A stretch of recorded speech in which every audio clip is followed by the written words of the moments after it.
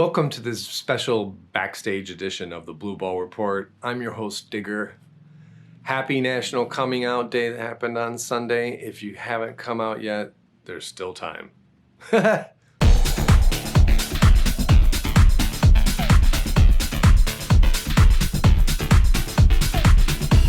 know a lot of people go through a really hard time coming out. I know I did.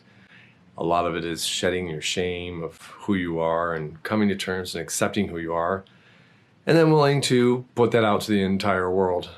For me, it took almost 22 years to shed the shame and come to terms to who I am. So when I came out, I had to expect it would take a little bit of time for my family, my dad, my mom, to get adjusted to that idea. In that, I wanted to talk a little bit today about shame, because coming out of the closet is about overcoming your shame of who you are. I've always thought of shame as coming from like Christian religion telling you sex is bad, etc., which, well, that's true.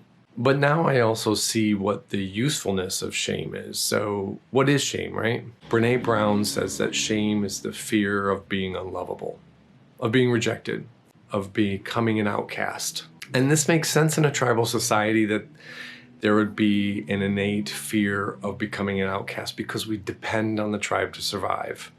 And the tribe depends on us conforming to certain behaviors in order to survive. And some of those behaviors may be against our own sort of drives. Like if you look in the past, right, you might have a drive to fuck as many people as you can. But the reality is the world out there is going to give you a deadly STI that's going to kill you.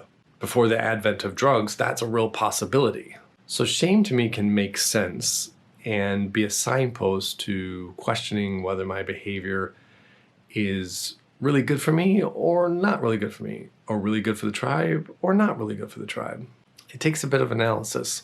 While a lot of times a tribe and our elders and ancestors certainly have our best interest at heart, or the tribe's best interest in heart, and so shame can be a signpost to something we shouldn't be doing. But sometimes our tribe has an antiquated or obsolete or outdated mythological structure through which the lens of values is applied, and shame can be dispersed that way. So it's up to us to really kind of look into the shame and look what's behind the shame. What are we ashamed of and what purpose does it serve? Is it purposeful or is it not? Is there something we can do to correct it? Or is it that our tribe is wrong?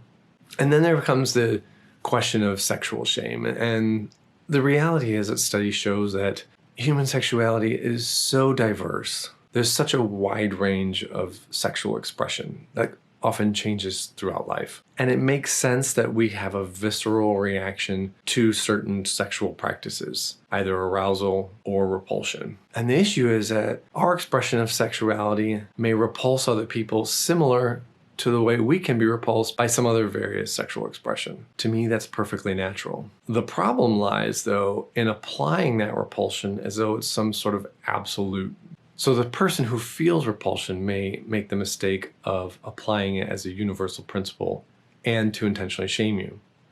Or they could realize that it's not within their sexual taste. Instead of saying, ew, that's disgusting, saying, ew, I'm disgusted by that.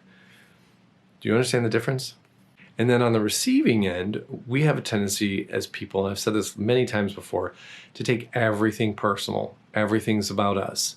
So when someone gets grossed out by our sexuality and our presence, we take that as a value judgment upon ourselves, rather than thinking, oh, that doesn't necessarily make me wrong. That's just what's wrong for you. So that's my take on shame today, which is to allow yourself and others to have a natural, visceral reaction to sex that can include excitement or repulsion, and knowing that that's a signpost for what works for the person who feels it. And that the visceral reaction of other people to your sexuality is an indication of their feelings of what's right and wrong for them, not necessarily an indication of what you should be shameful for. Take the power back. Don't take things personally. That's all for this week's short episode. Make sure you vote this month and that you have your ballot coming in the mail and have a plan for returning your ballot. See you next week.